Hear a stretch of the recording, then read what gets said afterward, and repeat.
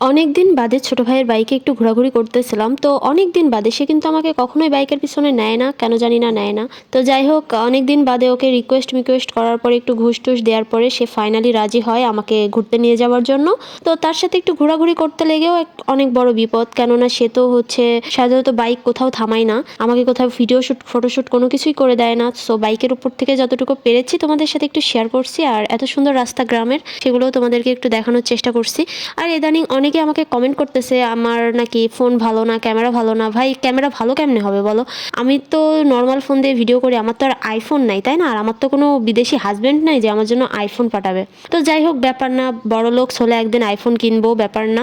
তো আমি গিয়েছিলাম হচ্ছে হিরিমদিয়ার মাঠে, আর এখানে একটু থেমেছিল সিয়াম, ফাইনালি একটু ভিডিও টিডিও করলাম। আর ইদানিং তোমাদের মাঝে আমি একটু কম কম অ্যাক্টিভ থাকছি, প্লিজ তোমরা কেউ মন খারাপ করো না, আমি রেগুলার ভিডিও আপলোড দেওয়ার চেষ্টা করব। আর এতটা পরিমাণ অলস হয়ে গেছি গাইস, কি বলবো, আমার বিড়ালেরও যত্ন না নেওয়াতে ওর লোমগুলো সব নষ্ট হয়ে গেছে। তো শেষে আমাকে ওর লোমগুলো সব কেটে ফেলা লাগলো। কি আর করার, সকলেরই যত্ন নিতে হবে। তো আজকের ভিডিও এ পর্যন্ত, সবাই ভালো থেকো, সুস্থ থেকো, আল্লাহ হাফেজ।